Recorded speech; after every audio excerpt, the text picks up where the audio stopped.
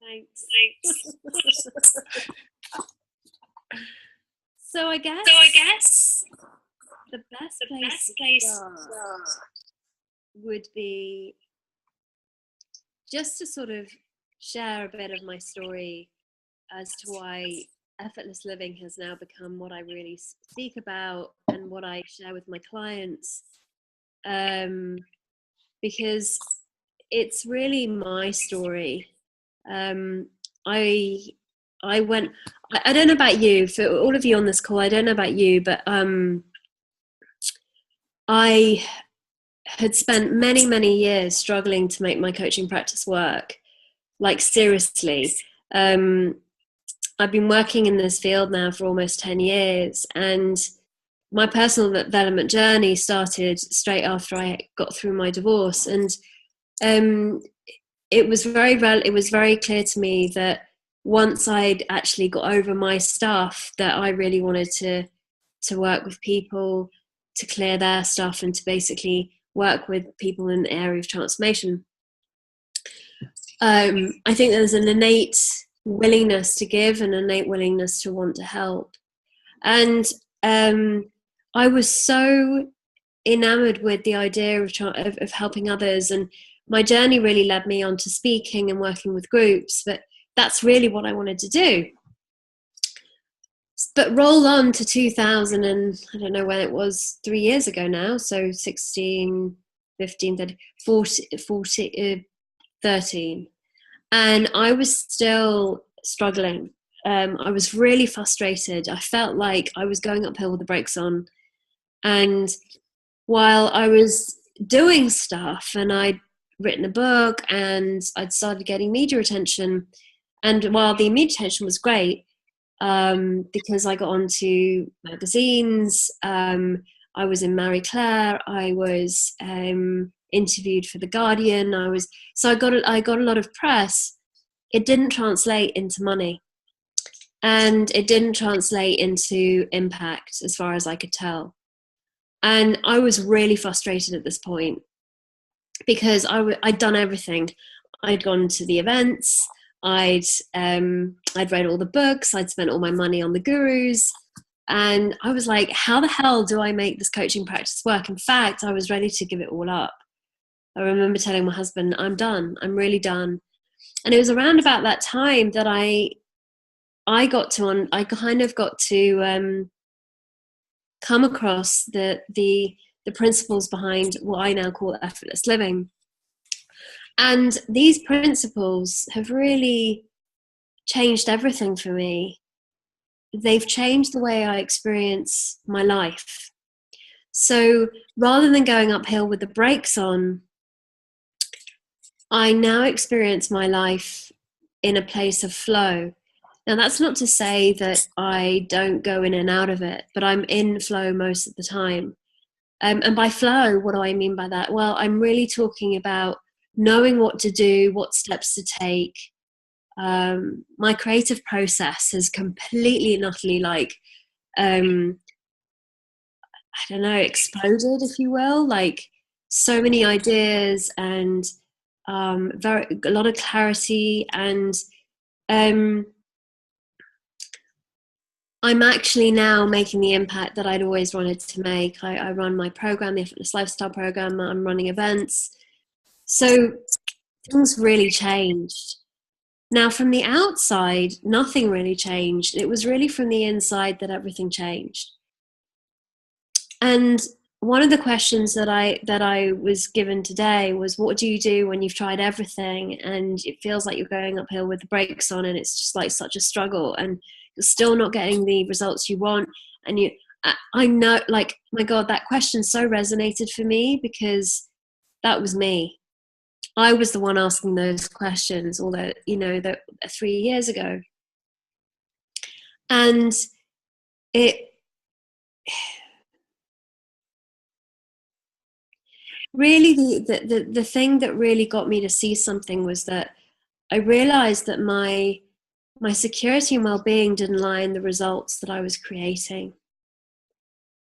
Because what I've come to see over the years is that actually we're all looking for a feeling. Like, we think that somehow the things that we're looking for, like the money, the success, the fame, the fortune, that the satisfaction even, will come from what we're doing.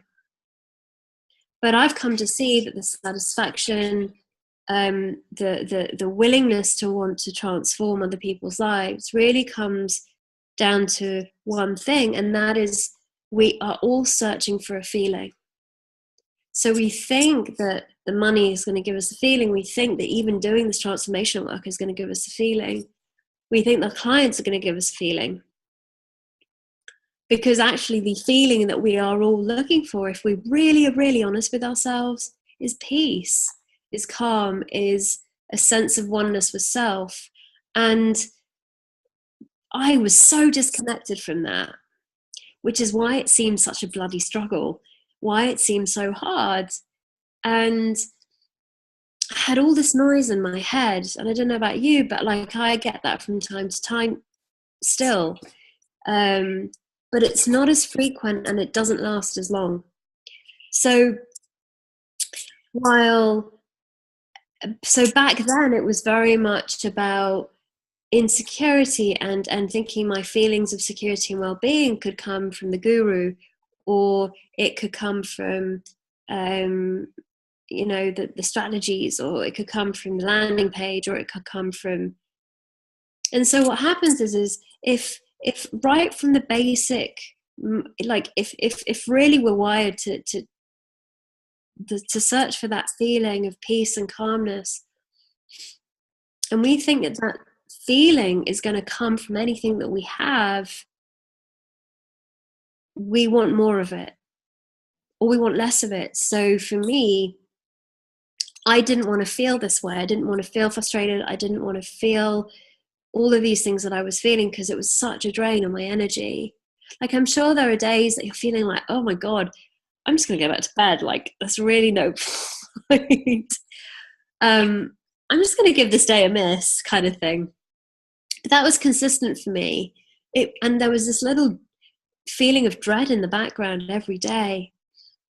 And so once I really saw that we're all searching for a feeling, that was the first thing I realized. Oh, okay. The second thing I then realized was, if we're all searching for a feeling and the feeling cannot come from anything external of me, well, that then means that I'm not really attached to the outcome. I don't really have anything on it. And what I mean by not having anything on it is I don't attach my own well-being, identity, level of self-confidence or identity around the things that I want, because those things that I want or the results that I want cannot give me a feeling. Because what gives us a feeling is thought. The thought-feeling connection is really key to this story, because if we know that it's a feeling, then when we're feeling frustrated, I just usually go, oh, I'm thinking frustrated. Or if I'm feeling stressed, oh, I'm thinking stressed. Like, the mood you're in is governed by thoughts. So for me, that made it really easy then, because I'm like, oh, okay, these feelings I'm feeling say nothing about me or my circumstances. They're just telling me about thought in the moment. Well, that's a relief. Now, there's kind of like a side note to this, which was that I'd gone to these seminars and they'd said, oh, let go of the attachment and the results will come. Now, it was a great theory. Like, I understood it from a practical point of view. Because, I mean, have any of you gone out on a needy date before? When somebody's been really needy of you? I have. And it's not necessarily, you feel it, right? You do feel that. That neediness is felt. It's not necessarily, it's an undercurrent. It's like when you meet somebody and they're pretending to be somebody else, you can feel that. Us human beings are very sensitive to these sorts of things. And so I was really needy, thinking that my sense of security and well-being lay in the things externally to me. Clients, definitely clients. That was definitely one place of neediness that I had, because I thought my feelings of well-being came from them and the money I had in the bank. But they were picking up on this, and so I was repelling them effectively. But that's not to say that that's the only reason. But because of this avoidance of wanting not to feel rejected by my clients or potential clients, I wouldn't make any sales calls. So I would do everything to avoid the sales call. I wouldn't even get on the phone. I would do lots of landing pages and sales pages and do a lot of stuff on Facebook and write a lot of articles, but I would not get on the phone to speak to someone. Until I realized, oh, if they say no, that says nothing about me. It's just that we're not a good fit. But I had so much insecurity around it that I couldn't see that clearly. So going back to this thing about letting go of the outcome, letting go of the attachment, I never knew what they were talking about. And then boom, one day I realized what they were talking about. And it was that if my feelings don't come from anything external of me, there's no reason why I should feel attached to anything.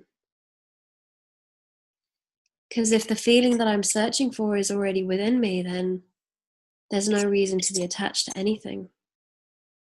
And in this case, for me, was clients, money, sort of making the business work. And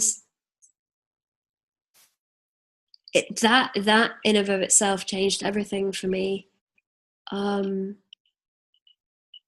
Because I realized that this attachment that I'd placed, this importance that I'd placed on these external factors was actually getting in the way of me creating what I was looking for, funnily enough. And so with time over the last 3 years, I've just seen through a lot of my own beliefs that weren't true, and I've seen through a lot of my own insecurities that weren't true, and as a result, a lot of busy static has just fallen away. And that has made such a profound difference to my business. But that was me thinking that I had to have beautiful landing pages, that the strategy was super important, that and while strategy is an important part to this, that there is a particular strategy that we all need to follow, and that's just not true. It's so not true. Like this weekend, I saw it again. We were talking about what suits you, like what would you love to do, how would you love to share what you do. Like I love audience. Like for me, that is like where I thrive, even if it's online in a group of people. I love groups. That's my thing. I love it. I love facilitating them. I love working with them. I love sharing, but I also love what they share and how they light up when they hear something that somebody else has said. And so that works for me, but it doesn't necessarily work for somebody else. For other people, they may just want the one-to-one work, or they may want to do video, or they may just want to write, whatever it is for them. But there isn't just one way. There is going to always be your way. Now, that can show up in different ways, but going back to what I said before, the more you start listening to yourself, and by self I mean your own wisdom,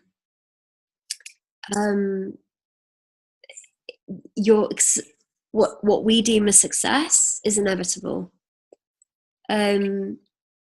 Because what I got to see at the weekend once again is that whenever we look outside for the answers, i.e. like what are they doing, how are they doing it, it takes away our own genius.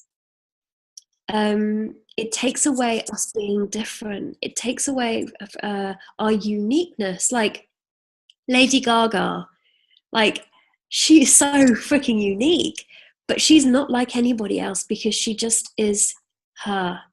She's just her. And if she'd gone away to look at, see what other people were doing, well, that can be useful. It's not you. So I hear a lot of people saying, I want to be like them, or I want to be like them. But that actually gets in the way of you being you, and for you and for people to pick up on that. So I don't know, like, I don't even know if it's a strategy or not, but it's pretty simple as far as I can tell. The more you are, the more likely your business will work. And while, yes, there are logistics and practicalities, and, you know, I'm working with a couple of coaches right now, and the amount that I see in terms of like not picking up the phone to make those calls, not having those conversations, it's really fascinating to me, because actually we're in the coaching business and it's a relationship business, and I see it all as relationship. I don't see it as sales calls anymore. I see it as another coaching conversation. I see it as an opportunity to collaborate with someone else. So yeah, like, that's kind of where I am with that. And I guess all of this kind of led to me thinking, okay, well, what kind of lifestyle do I want? Because what's the point of having a business that runs you when you actually, and especially in this profession, we can just do what we want in a way that allows us to create the business around a lifestyle that really serves us. But all too many times I see, especially in the West, that we get very consumed by what we have to do, and before we know it, we're like working all these hours. And well, that's fine, and maybe it's even a choice that you have, because your lifestyle is probably very different to the one I want to lead, based on who I am, my circumstances. But I was so not like that. Like, literally, like, I was the one working 16-hour days. But I had an insight, and that insight was to go to Bali, and it was there that I realized that I could not carry on living the life I was living at the time, because I was going to be a mama. So things had to really change, and I slowed down, and I started to really be in this very slow space. While I was still in a place of creation, I realized the power of slowing down. It's in that slowing down, it's in that place of silence that your wisdom speaks. And as far as I can tell, that's your ultimate leverage point in business. It's what tells you what to do, when to do it, who to speak to, how to do it, what you need to do next, how you want to share it, who you want to share it with.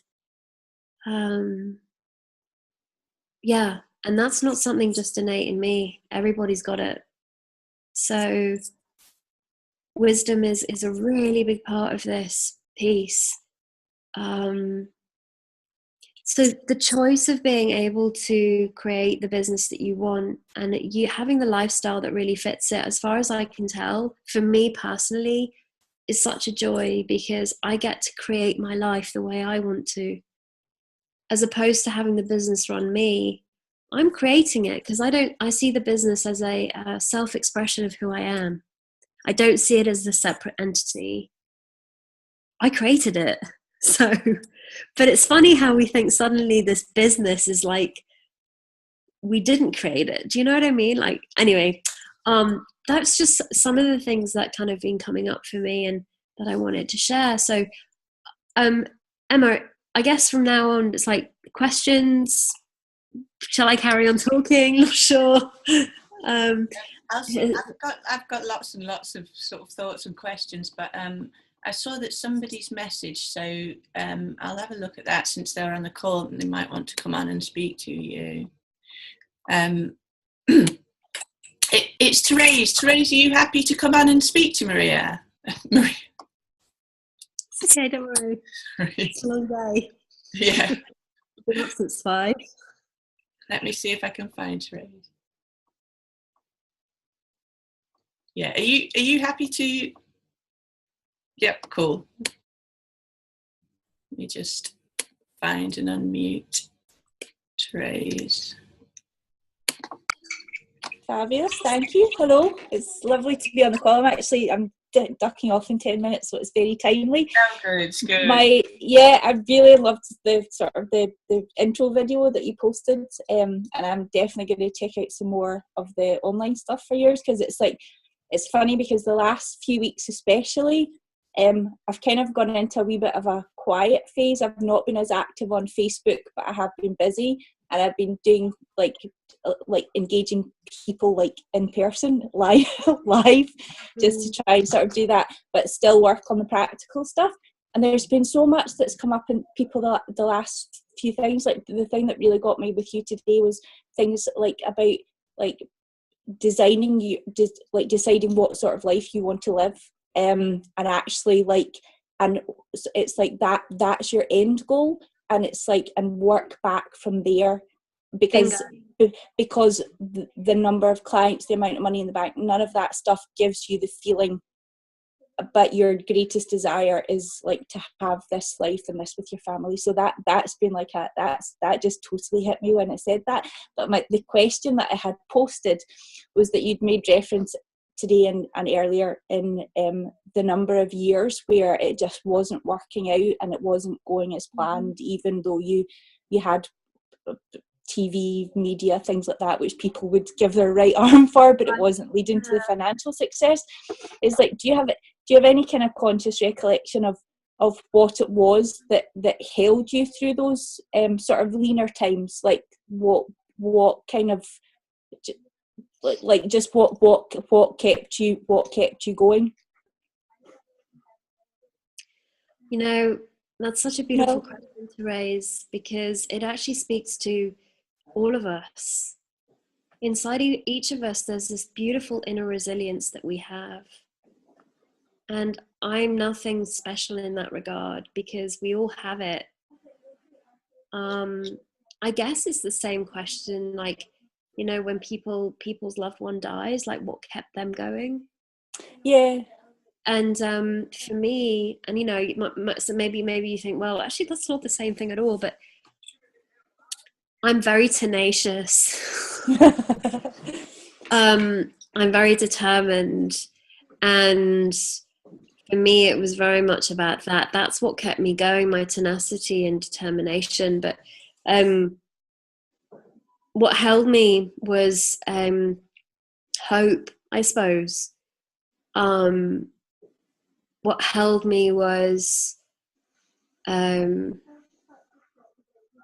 somewhere deep inside of me, I knew that there was a truth that I had not found yet, that I was looking for, that was going to be able to change my life for me. I think looking back now, I really realized that was kind of what was driving me. And I kept going. But, you know, it's interesting. And I say, so that's on a personal level. Then there was something slightly bigger. Then there was something sort of away from me that was more focused on the clients that I wanted to serve. So I remember writing a blog for the Huffington Post around, because at the time I was working with women to overcome heartbreak. And although I didn't do very much coaching in that arena, I did a lot of writing. And that blog I wrote got about 1,000 shares, and it got a lot of horrible people telling me what the person I was. But that was interesting, because I that was the start of me realizing that this was the journey of leadership. Not everybody's going to like what you got, so you might as well just get on and just do it for those people that you want to do it for. And that's when I really realized, oh, while I have this tenacity to make it work and have this great life, there's this other part just as strong or even stronger, which is to really help those that need it. So I wasn't going to shut up or give up about that, because I knew that, particularly this kind of conversation I was having, which was about being unfaithful, I knew that there were a lot of women out there who were feeling very alienated about not being able to talk about what maybe they had done or what they'd been through. Mm-hmm. So I wrote a blog. I wrote it on Huffington Post, and it was. So anyway, that was that. A year later, I got an email from a lady that said, "Thank you so much for writing that blog. It saved my life."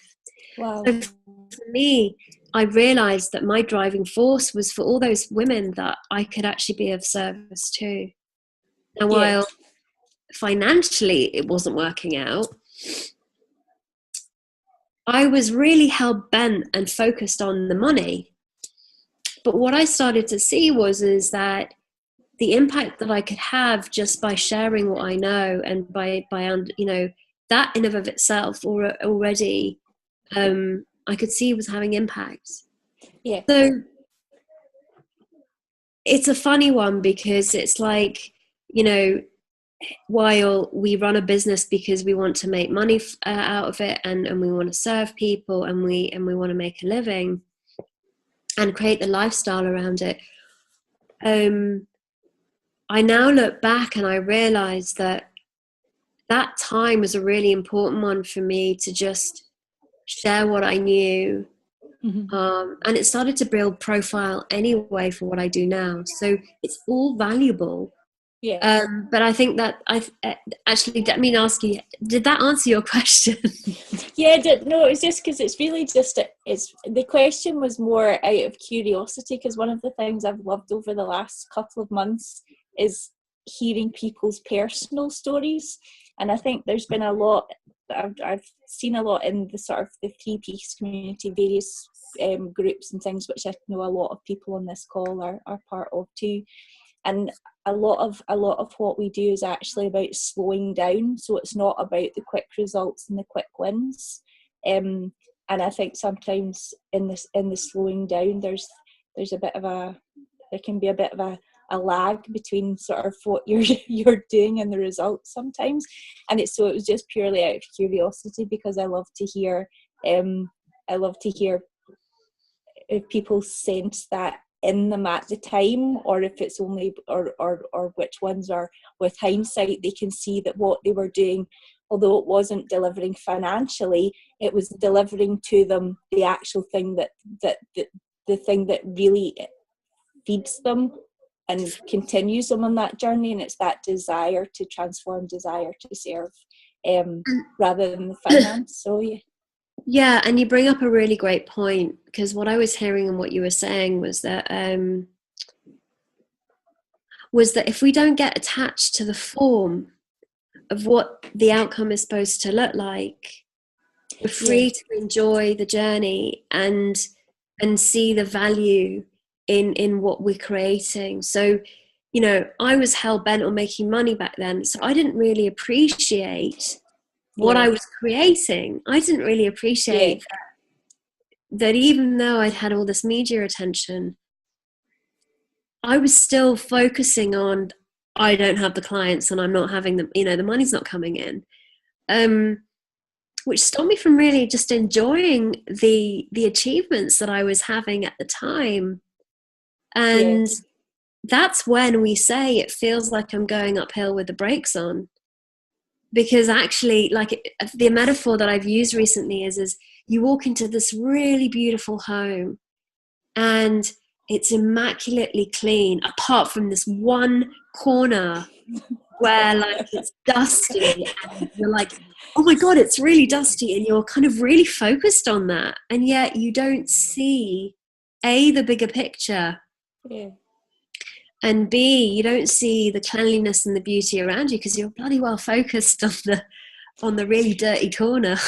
Yeah, but it's just like we narrow our focus down so much, because we think that that's what's important. And as you say, it's like over the journey. And Emma's Emma obviously knows too, like Glasswing, Coaching Exchange, all the various things. It's like when all the kind of the money piece drops away and the neediness piece drops away, and bit by bit you're like an onion, you're peeling your layers, do you know what I mean? And it's just like it just drops away and drops away and drops away, and then you kind of look back with hindsight and realize you were spinning and turning yourself in knots, and you couldn't have achieved anything, and you couldn't have interacted effectively with anybody because you were spinning in your head and in your stomach because you were attached to this is what it's going to be. So yes, you absolutely did answer the question. So thank you very much. I'm becoming increasingly curious about just what held people through when it is a bit quieter, or when the results, because also we're in a bit of an instant gratification society as well. yeah, where it's just like we do this, and all of a sudden it's like, so you get 50 likes, or you get whatever, and it's just so it's like instead of the instant gratification coming from outside of you, like somebody else's validation of you, it's the gratification of what you've actually done. And it's really nice to be in a place now where I find value and pleasure in what I do, regardless of whether 2 people like it or 102 people like it. So well, that's the beauty of this, and I'm so glad you said that, because it's so true to Ray's. Like, what's the point if you're not enjoying the journey? Now, I remember people saying that to me and getting really annoyed and just like, that's such a like Anthony Robbins thing to say. And because I wasn't enjoying the journey, I was really hating every moment of it. And it points to something that kind of, when you were talking, I was like, have you ever watched Steve Jobs's speech at Stanford that he did at Stanford? Yeah. Where he talks about connecting the dots. And I've found that to be really impactful. Like, in one of the events that I run called Your Pathway to Wisdom, we do this exercise where we look at a result that we got. Like, it can be as small or as big as you want. And then we look back on the circumstances or the people that we met to make it happen. So let me give you an example. If the end result was for me to have like a couple of clients or a certain amount of money to come into the business, let's just say that was one of them. So one of them was like to have somebody pay, I don't know, one of my desires was to sort of have more people on my effortless lifestyle program. Okay, great. So I did a webinar with Brandon Bays. She had like 12 transformational women leaders talking about things, and I was invited onto the summit. And it was from that summit that I then got these clients. It was something that I said, something that I heard, that they'd heard, and what I would been saying. But if I look back to see where that had all started, gosh, I met somebody in Bali who was then working with Brandon Bays, and she got me onto the show. But then how did I meet her? Well, I met her through somebody else who I met this Association of Transformational Leadership that I'm part of. Yeah. How did I get involved in that? And I met this woman who invited me on, and how did I meet her? Well, and so the story goes, and I don't know anymore. I can't say like I meet somebody, I don't know where it's going to go. I do something, I have no idea where it will go. I just take small steps, and it's taking those small steps that then lead to an insight, or that then lead into okay, that didn't work. Well, what can work? Because it's only really by taking the steps that any of us learn. Yeah. And it's just taking baby steps, just one step at a time. Phone call here, I don't know, speaking to that person there. And slowly but surely you just move yourself, and you find that there's a path being created. So it's about taking those steps and falling in love with the experimentation of it all. Yeah. and just waiting for all the synchronicities to appear and pop up in your life. Fabulous. Listen, I'm going to have to duck off now because I've got a client calling in a few minutes. But thank you so much, Marina. Thank you, Emma. It's been so good, and I hope to connect again soon. So, bye, and I'll see you. You can follow me on Facebook. Big kiss. I will do. Thank you. Bye, bye. Bye, love. Bye.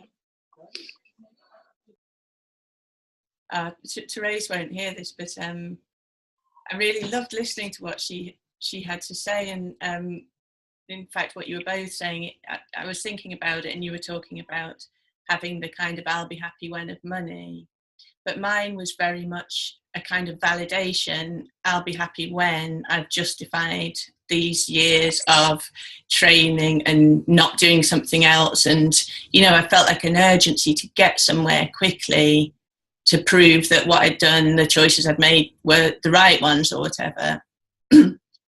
And the way it looks to me now is that, like you were saying, the thing about, rushing, doing so much, thinking there's somewhere to get to, and it's not working, so you put more time in and more hours and stuff. But I was essentially kind of racing along with the blinkers on and not realising that all those little opportunities are in the everyday, they're in each day. And if you're so busy and so focused on what you think it's going to look like, you miss all the opportunities that will take it into what it's actually going to be like if you just slow down and let, wisdom, it's not my favourite word for it, but that thing that's there when you're not up in all this, like thinking it's difficult and thinking there's somewhere to get to and stuff. And the other thing, sort of going back a little bit, but I kind of wanted to pick up on it, was when you were talking about, what was it now? About about realising that none of this stuff can give you a feeling. And I wondered if you'd talk a little bit more about how that kind of translated for you. Because, just to give you an example, when I realised, when that kind of, what did you call it, the feather duster of inspiration kind of touched different bits of my life. Yeah, it was the feather duster to clean the thought webs away. Yeah, exactly. And it's very liberating then. It's not that you always know exactly what to do, but you're free to try and to actually do stuff, because you really just realise you haven't got anything riding on it. And like the thing I realised, the insight I had this week when I listened to one of your audios and then I took a load of action afterwards, was that I'd been doing it again. I'd been circling this particular situation and thinking, it's complicated, this one. Whenever I start sentences or, internal descriptions with "it's difficult, it's awkward, or it's complicated," it's just like, I need to realise that's my signal that I've just gone into massive overthinking mode and I'm just not seeing it straight, because this particular proposal, I had to make this phone call, I had to make it looked like, there was so much at stake that I needed to really, really ponder, fester on, the right way to approach it and handle it and all this kind of thing. I'm not sure where that's coming from.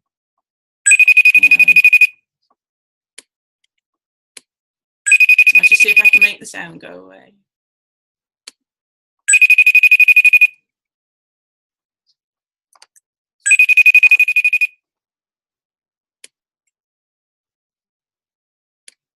Sorry about that. It was my brother. Okay. My brother trying to FaceTime me. So I just backtracking a little bit, I wondered if you could maybe talk about a little bit about how it actually translated in practical terms for you, in terms of the kind of things that you found yourself more easily doing. And just to kind of add one more bit, I know it's I'm making this quite kind of long and complicated, but we had a question from somebody and he's had to leave the call, but it kind of all ties in with this. And he said he'd listened to the recording. And his question would be, was there one particular thing, i.e. learning how to do landing pages, employ freelancers, being in the right place at the right time to influence a certain person, or address self-belief, or was the fulfillment and success of a work-life balance brought about by a series of marginal gains over time to make everything click? Yeah, I would say the latter. It's so non-personal. Like, I can't.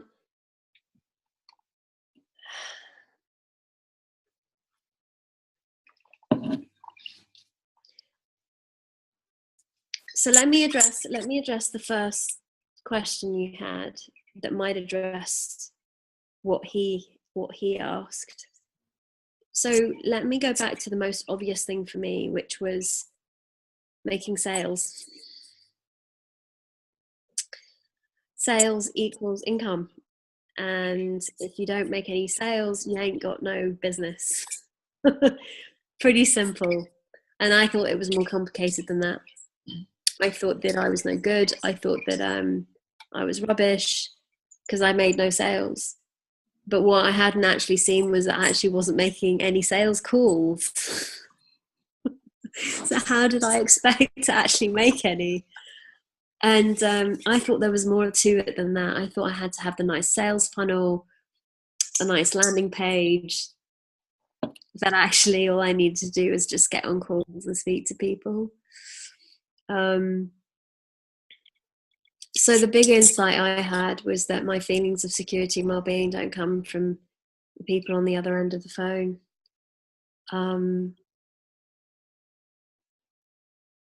And I thought they did. And so that made such a huge difference for me, because I started to see that, like, what I start to see more and more in this understanding is everything seems to get more simple. Like when I see things, let me give you an example. This Facebook group that I've created called the Effortless Lifestylers, I'd been avoiding creating a Facebook group because I thought it was too much hard work. And suddenly I had an insight, and the insight was, oh, this is just like inviting people to my home. Like, there's loads of women I just want to be part of this group. I love them. I want to hang out with them. I live in Spain. That's not going to happen. Like, we've all got very busy lives. A lot of them are mamas. They're not going to have the time. So I want to create this audio series and I want to share that with them. So how can I do that? Well, Facebook, create a page, create a group, done. Oh, it's that simple. So that's just one example. I'd get really caught up in like, oh my God, it's so much work, blah, blah, blah. And suddenly I saw through the veil of illusion to see, oh, that makes my heart sing. I suddenly didn't see it as social media anymore. Social media had so much on it. It was like so much on it, like social media. Ooh, that's something separate to me. But I suddenly saw that all it was just connection. Mm-hmm. All I saw that it was an opportunity to invite beautiful women to my virtual home. And then I just didn't see the distinction between live and non-live at that point. So why am I sharing that with you? Because the same was the sales conversation. When I got to see that all I needed to do was to show up, be present, and connect. That was it. Like, I was like, oh, well, I love doing that. So no problem. I did more of that because I'd made sales into this thing. I'd made sales into this thing that it wasn't. I'd made sales into this social media category of things that I don't like. And so it was really hindering me from making the money in the business because I wasn't making any. And so I got to see something really different in that place. The constructs that I created to create this sales construct just dissolved, and I just saw, oh, it's just connection. It's just connection. And that made such a huge difference for me. So in what you were saying, like things that I used to find hard that I now find easy, sales conversations, you know, Facebook, creating those little groups that I love them. And that's weird for me to say. What else? Charging a hell of a lot more money than I used to. That used to be like £1,000 was already like, I can't charge that. That's like way too much. But now I just like, I would, it just, that seems so little now. And I'm not saying that to belittle anybody that charges that or whatever. It's not that. It's me seeing things differently to the way that I used to. So my prices have gone up. So now I'm like, well, I don't want to work with as many people one-to-one, because actually I love the group work. So I'd much rather have more group than one-to-one. And if that's the case, well, then let's put the prices up. So I only have like maybe 3 or 4 people a year that I work with. That's it. Because as I said, I actually work 4 days a week. I say 4 days a week. One of them is actually me time. But then I have to have bandwidth and cater towards the things that I want to do within the business for me to have that lifestyle. So I have to figure it out. It's like, well, I don't want to have 20 one-to-one coaching clients. I just don't want that. That doesn't make any sense to me personally. Having 4 that I can really serve a year, sure, that makes sense to me. Doing the group work, sure, that makes sense to me. Having an online group, yeah, hell yeah, that makes sense to me. So my lifestyle, so the other thing that I got to see through the veil of illusion was lifestyle. That became a really important part of the process for me. So lifestyle, what does that mean to me? And it means spending time with my son. It means spending time with my husband. It means having some time to myself. It means cooking when I want to. It means sleeping when I can if my son's not around. It just means designing it in a way that I want to. Now, the more I got into that space of enjoyment and excitement and inspiration, the more people I started to attract. It's not what we do, it's what we be and what we're doing that makes a significant difference to what we're creating. And people want to hang out with people that are having a good time. They want to hang out with people that they feel that they can trust them. And there's, I think, and I don't want to be bad mouth but I think the personal development industry has got a little bit lost. In as much as it seems to be all about the money. Like if I scroll down Facebook, it's like, I can teach you how to make 20,000, 30,000, 40,000. I'm like, well, hang on a second. Like, what's it all for anyway? Like, what about lifestyle? What about impact? That's a much more sort of interesting conversation for me to be having. And while money's important, it's just a tool. It's just a tool. It's not anything other than that. So it's what I'm seeing differently that has made the difference. But that's the power of insight, and that's the power of us to innately evolve. So it's been an internal experience. It's been an internal small steps, if that makes sense, that have then changed the way in which I work, how I work, and how I come to what I do, in a very different way, which has had a massive impact, not only on my business but also on my clients and potential clients as well. Emma, does that answer your question? Does that answer his question? Yeah, I think so. Yeah, I really like that.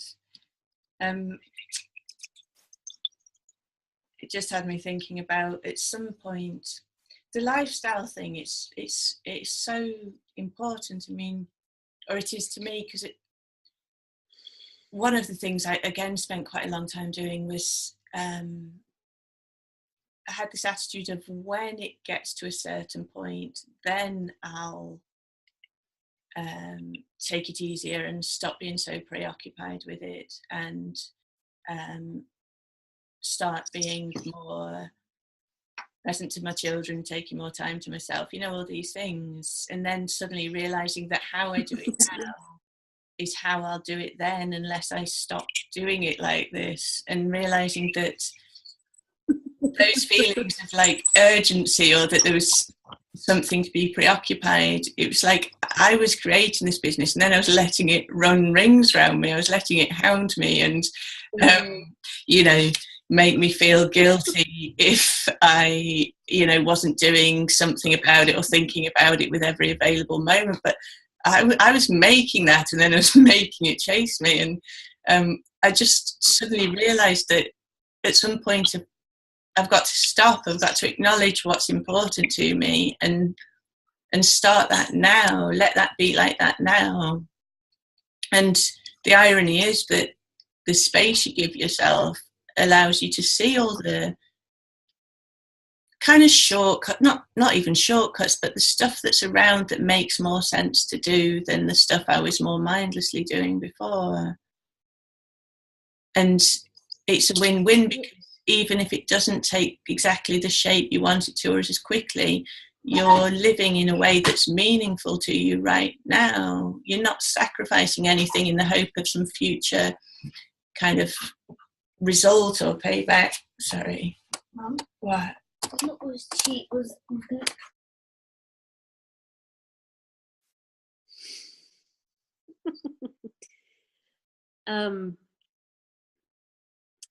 It's really interesting. When I was hearing you speak, Emma, was oh, that's all right. No, I was the word on indulgence came up for me, and the other word that came up was enjoyment, and there was a question: what if our only job is to just enjoy life? That's it. It's that simple. And what if our only quest in life is just to enjoy it? And when I ask people that question, they're like, well, that's really indulgent. And so that's an interesting conversation, because I don't know what else life is really for.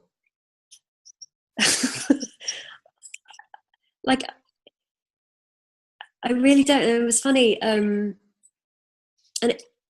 I was talking to somebody about this very thing, and then I had a similar conversation with somebody else over the weekend about this very thing, and I was like, wow, there's a group of 12 of us here, and out of 12 people, I'm having a conversation about indulgence with just 2 of them. Who else in the room has felt this way?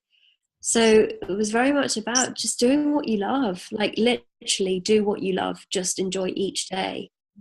And she was like, oh, I feel guilty because I'm not really spending any time with my business and blah, blah, blah. And I'm like,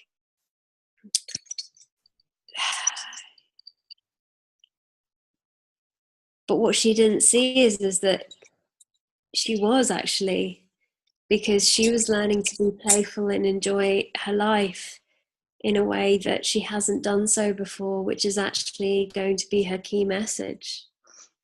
So enjoyment what's the point if you're not enjoying it? Like, but enjoyment doesn't once again come from what you do. It comes from knowing where your experience is created from. So it's not somewhere else to get to. It's not like saying like, once I have all of this, then I can enjoy my life. What if you could start now and now and now and start all over again in each moment, to just enjoy it, whatever you're doing. What we've been talking about.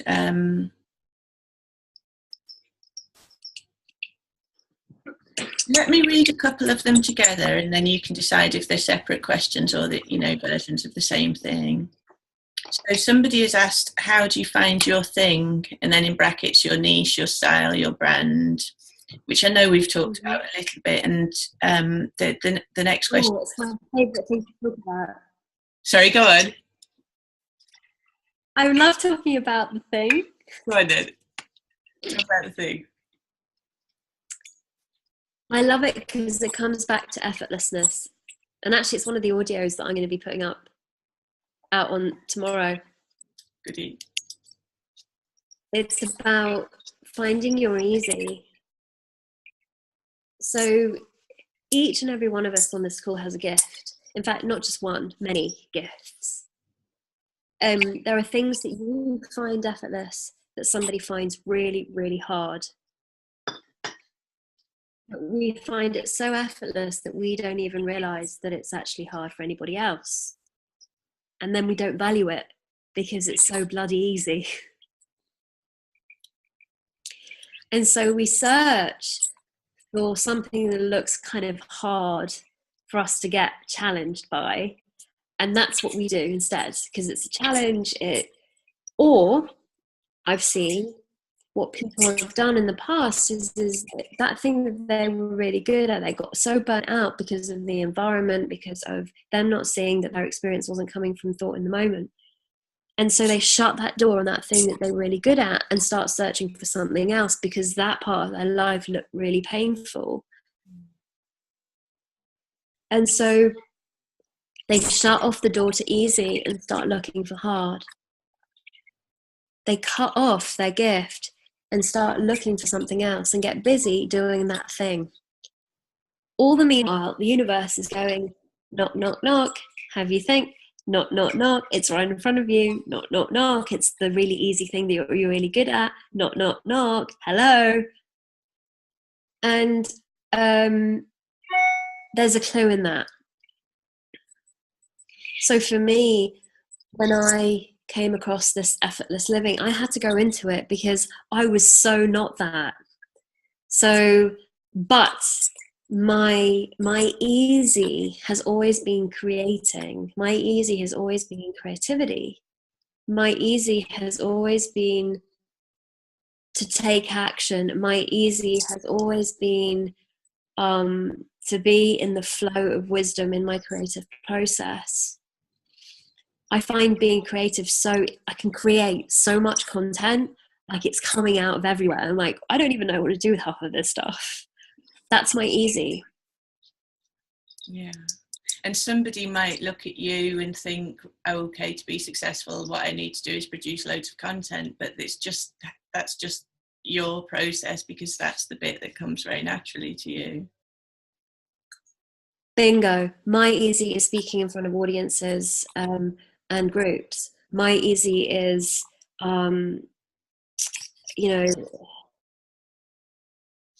being on stage. These are the things that I used to do as a child. My easy is self-expression. That's my easy. Now, how did that translate into the niche? Well, I kind of figured that if I'm doing what's easy to me, that's kind of effortless. So I just went with that and just thought, well, effortless living means I'm doing what's easy, then that seems to be a perfect fit. I'll just share that with other people and see what they think. And it's people. Like you're easy. Yeah, it's just fear. It fills me with horror. And so, you know, that sort of gift we have, the question would be, who would you love to work with? So for me, if we started on that space, who would I love to work with? Well, I work with very many different women in the past. Like, it's not specifically women now, but mostly women anyway. And I got more clear as I went on who I did not want to work with. And as time went by, I got clear on the fact that I wanted to work with women who are really committed to their vision. Even if they weren't clear on what that was, they really wanted to do something in the world that was inspiring to them. But with this understanding, I'm very impacted by the idea of mothers in business impacting their children based on who they become because of this understanding. Because I know how important it is, like the responsibility that we have as mamas to share this with the next generation, because the planet really needs some help. Like, the way it's going right now, we need to wake up. And anyway, that's what lights me up. And I didn't know that until I had Leo. But I've changed niches many times. But it doesn't matter that you're not necessarily clear right now. That can change as you go. The second thing is what do you want to share with them? What is it you want to share with them? So this goes back to your easy. Like, what's easy to you that somebody may find really difficult? The value lies in the fact that they find it difficult and you find it easy, by the way. Like, for me, technology, I find that really difficult. So then my husband comes along and goes, just press the button. I'm like, oh my God, he finds this so easy. Well, that's why he gets paid a lot of money for what he does, even if it just is pressing a button. Because there are people like me that need that help. So what's your easy? And do more of that and share that with people that find it hard. At least that's the way I see it. And then finally, how would you love to share it? You know, how does that mean in groups? Does that mean one-to-one? Does it mean through video? Does it mean through writing? Does it mean, and that's not to say that won't change over time, because you may see something new. But what resonates for you right now? Don't worry about what it might look like in 5 years' time. Right now, coming back to right now. So as I said to you before, like, I love groups, so it makes perfect sense for me to hang out with people in groups, whether that be online or offline. I love to share in whatever format. So I'm a bit bold and brash and a bit weird that way. So I'll share on video, I'll share on written, I'll share on audio, I'll just share. Because as I said to you, my easy is creation, just like flooding it.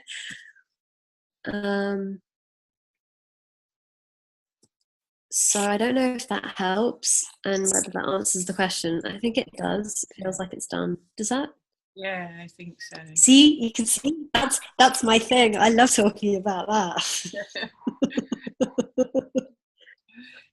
Yeah, and I like the in the how would you love to share is that you don't have to do everything. Like, you just need to find a way to reach the people that you want that suits you, and there is no need to do all of it and do the bits that don't suit or whatever.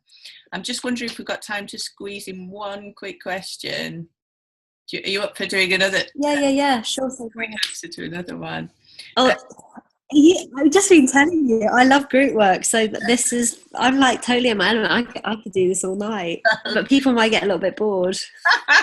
We'll just be talking until people drop off one by one, and it's just me and you still sitting here. I know, here at 5 o'clock in the morning.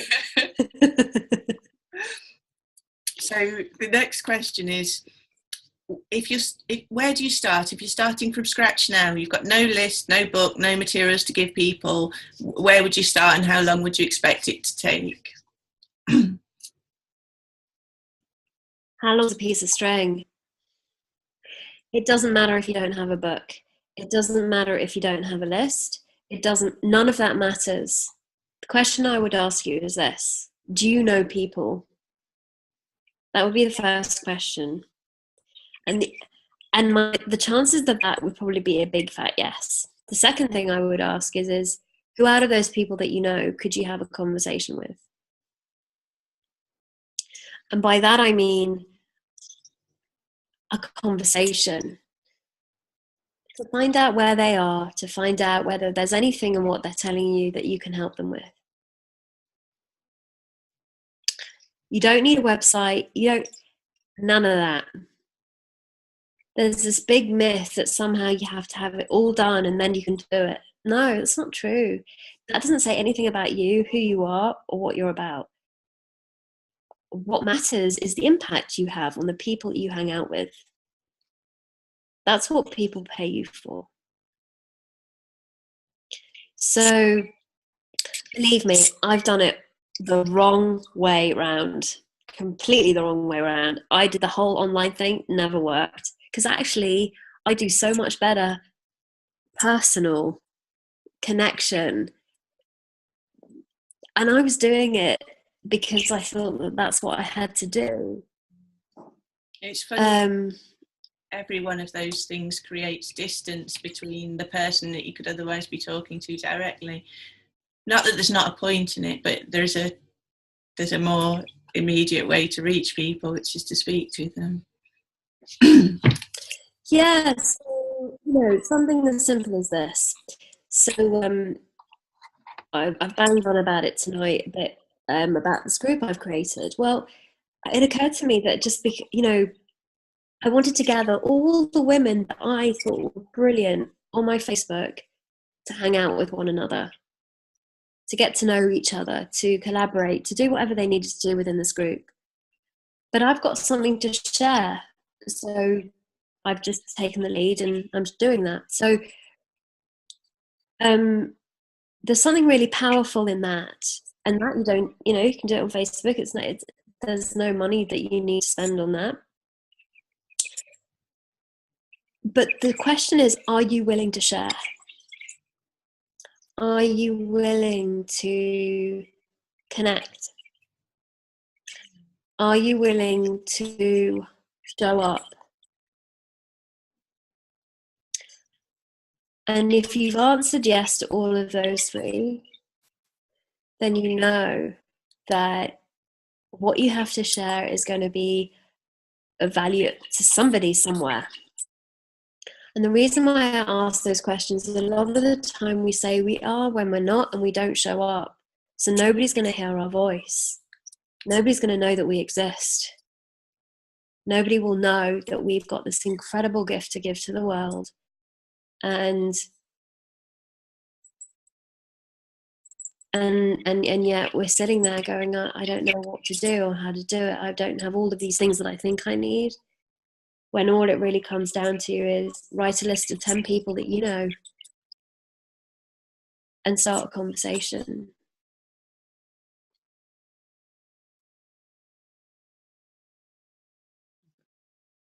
Asking for help is one of the things that I hated doing, and I'm still not necessarily great at doing it. But ask for help. If you want to just start, ask your friends if you can just coach them. Have a conversation with them because you want to help, because you want to get this coaching business up and running. People are really, really open to people asking them to help them because they give, and that makes them feel good. So asking for help is not being a nuisance. Asking for help is actually allowing somebody else to receive a gift.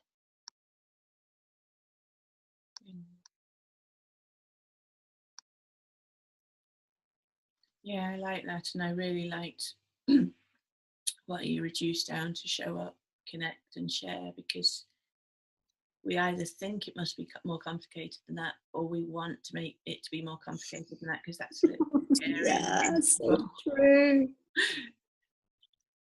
It really is so true. And I have done that. I did it for most 8 or 9 years. So you don't need to do the massive mistakes I made about that. Like, really, you don't. I'm a bit of a slow learner, so I only just got this about a year and a half ago, that's all I really needed to do. It's taken me almost 10 years to get that answer. So I'm giving it to you right now. Lucky you. So you asked me how long it will take. A lot shorter than probably my journey.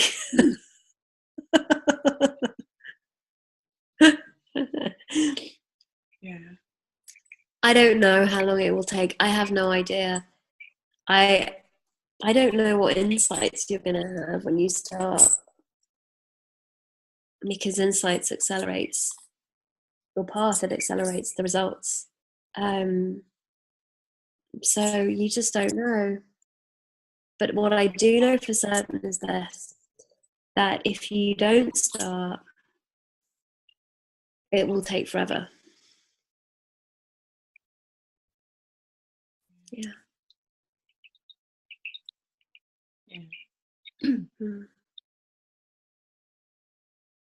Great answer. I think do you like it? I do.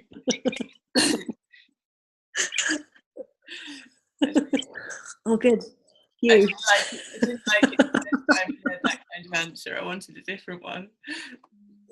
I wanted a different one that didn't involve showing up, sharing, or connecting.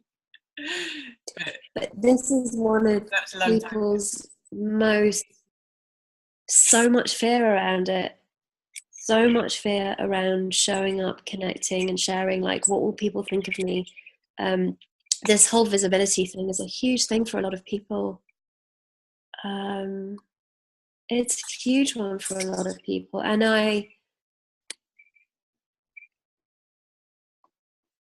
the question I think I would want to leave you with around this subject is, if you know that your experience and feelings don't come from what others would think, how does this change the situation for you, or how you see yourself and the message that you want to share?